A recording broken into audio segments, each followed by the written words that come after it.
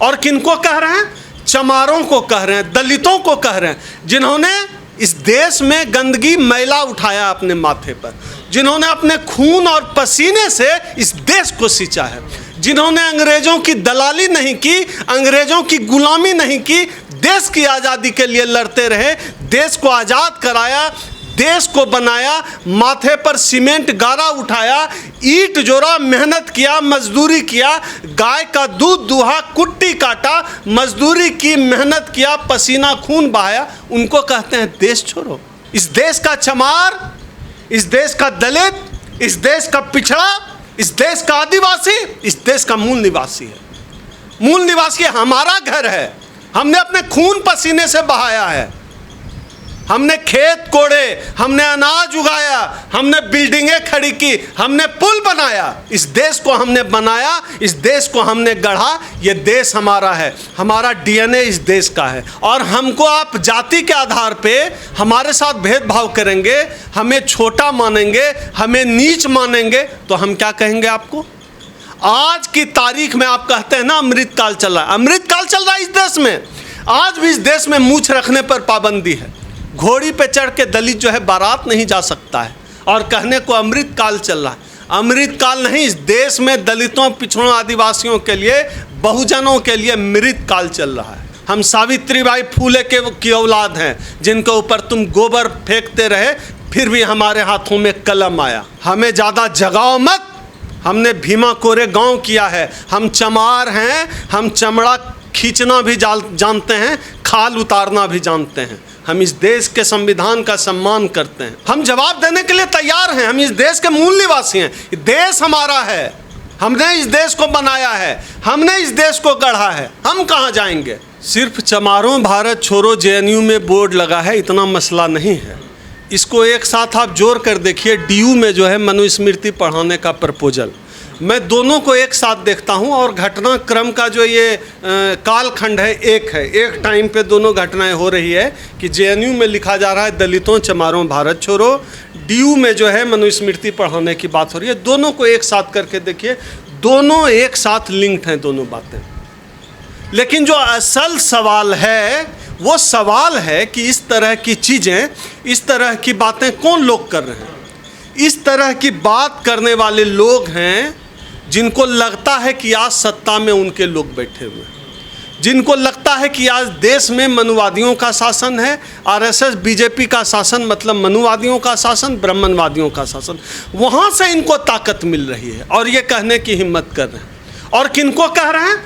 चमारों को कह रहे हैं, दलितों को कह रहे हैं, जिन्होंने इस देश में गंदगी मैला उठाया अपने माथे पर, जिन्होंने अपने खून और पसीने से इस देश को सींचा है, जिन्होंने अंग्रेजों की दलाली नहीं की, अंग्रेजों की गुलामी नहीं की, देश की आज़ादी के लिए लड़ते रहे, देश को आज़ाद कराया, देश को बनाया, माथे पर सीमेंट गारा उठाया, ईंट जोड़ा, मेहनत किया, मजदूरी किया, गाय का दूध दुहा, कुट्टी काटा, मजदूरी की, मेहनत किया, पसीना खून बहाया, उनको कहते हैं देश छोड़ो। इनके कहने का मतलब क्या है? देश छोड़ने का पैमाना क्या होगा ये बताएं। मैं बताता हूं, देश अगर छोड़ना ही है तो उसका पैमाना होना चाहिए कि जिसका डीएनए इस देश का है वो इस देश में रहेगा, और जो विदेश से आया है वो जाएगा, जिसका डीएनए इस देश का नहीं है जाए इस देश से। मैं संवैधानिक तौर पे किसी को इस देश के बाहर जाने की बात नहीं कर रहा हूं, लेकिन यही उन लोगों का जवाब है। डीएनए चेक कराओ, इस देश का चमार, इस देश का दलित, इस देश का पिछड़ा, इस देश का आदिवासी, इस देश का मूल निवासी है। मूल निवासी हमारा घर है, हमने अपने खून पसीने से बहाया है, हमने खेत कोड़े, हमने अनाज उगाया, हमने बिल्डिंगें खड़ी की, हमने पुल बनाया, इस देश को हमने बनाया, इस देश को हमने गढ़ा। ये देश हमारा है, हमारा डीएनए इस देश का है, हम इस देश के मूल निवासी हैं, हम इस देश के नागरिक हैं। तुम्हारा डीएनए यूरेशिया का है, तुम इस देश के नहीं हो। मुझे याद है कांग्रेस नेता प्रतिपक्ष मल्लिकार्जुन खड़गे ने भी एक बार संसद में कहा था कि हम इस देश के मूल निवासी। मैं उन्हीं की बात को दोहरा रहा हूं जो संसद में कहा गया था। पर इसकी शुरुआत तो आप लोगों ने की है ना? नहीं, हम कौन होते हैं शुरुआत करने वाले? हम किसी को नहीं भगा रहे।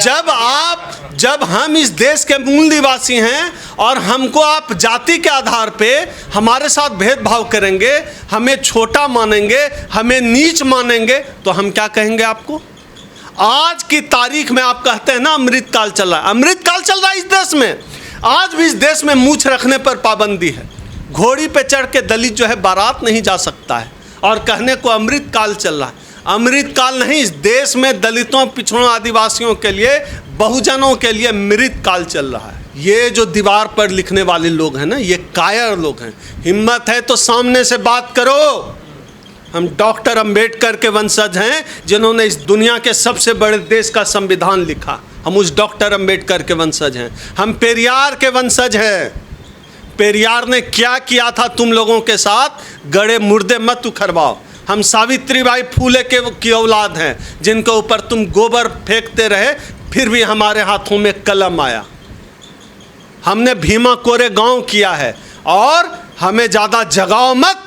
हमने भीमा कोरे गांव किया है। हम चमार हैं। हम चमड़ा खींचना भी जानते हैं, खाल उतारना भी जानते हैं। हम इस देश के संविधान का सम्मान करते हैं।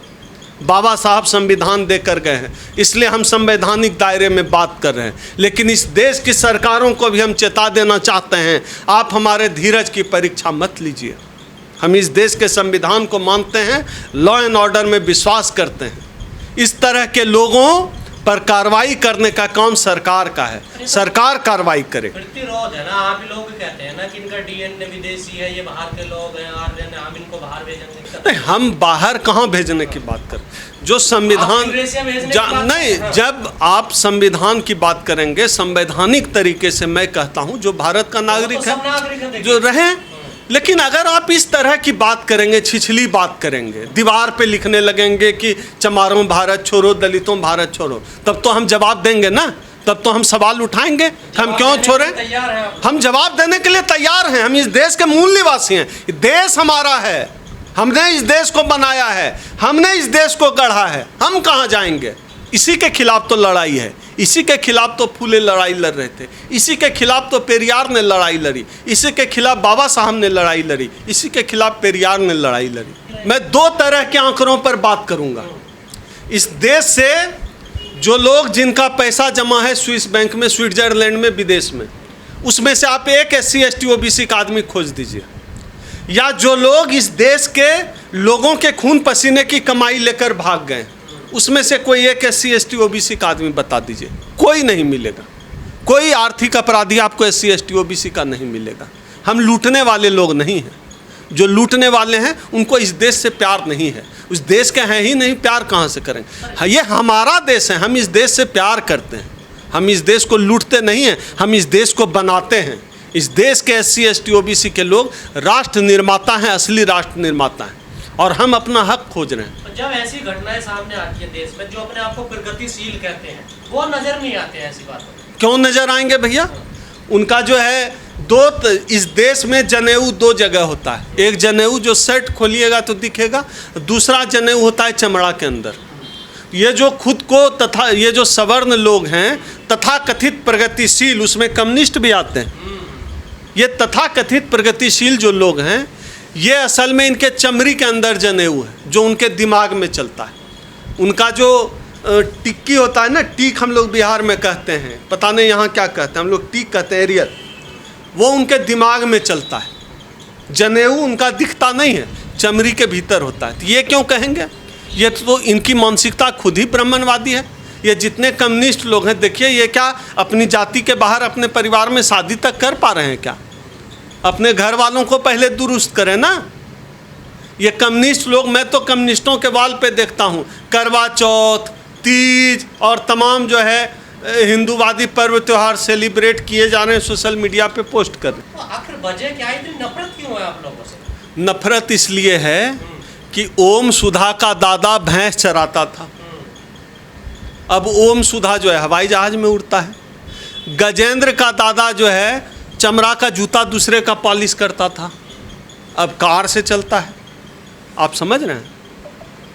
गजेंद्र के दादा अगर गुजर जाएं तो खाट पर नहीं बैठ सकते थे सवर्णों के सामने, लेकिन आज गजेंद्र फर्राटे से जो है मोटरसाइकिल से उतरता है और सोफे पर पैर चढ़ा के बैठ रहा है। यहाँ दिक्कत है, यहाँ दिक्कत है कि जो आदमी सामने में खाट पे नहीं बैठ पाता था, आज जो है सोफे पर पैर चढ़ा के बैठ रहा है। आरक्षण से नौकरी लगी, IPS बन गए। अब ब्राह्मण सिपाही है, कांस्टेबल है, अब तो सैल्यूट तो करना पड़ेगा। यहाँ दिक्कत है। ब्राह्मण चपरासी है, IAS अधिकारी है, पानी लेके देना पड़ेगा, जूठा गिलास उठाना पड़ेगा। दिक्कत यहाँ पे है। आप दिक्कत को समझिए। जाति समाज से ज़्यादा दिमाग में चलती है। ईगो हर्ट हो रही है। ईगो, उनका सब कुछ नष्ट भ्रष्ट हो रहा है। वो रक्त शुद्धता के जिस दम्भ पे चल रहे थे, उनका दम्भ तोड़ दिया डॉक्टर अंबेडकर ने। डॉक्टर अंबेडकर ने बता दिया कि जन्म से कोई छोटा बड़ा नहीं होता है, कोई मुंह से पैदा नहीं होता है, सब एक जगह जो है पैदा होते हैं, एक जैविक प्रक्रिया से सब पैदा होते हैं। कोई अलग नहीं, कोई जांग से पैदा नहीं होता है, कोई मुंह से पैदा नहीं होता है, कोई पैर से पैदा नहीं होता है। सभी मनुष्य समान है, सबको 2 हाथ 2 पैर, कान आँख नाक मुंह बाल सब एक जैसा है, सब में एक मस्तिष्क है। ऐसे लोग जेल के पीछे होने चाहिए। और इनके अंदर इतना जातिवादी कीड़ा भरा हुआ है, जेल भेजने से ज़्यादा बेहतर है कि ऐसे लोगों को पागल खाना में भर्ती करा देना चाहिए। ऐसा व्यक्ति सभ्य समाज के लिए घातक है। ऐसे लोगों को जंजीर से बांध कर रखना चाहिए।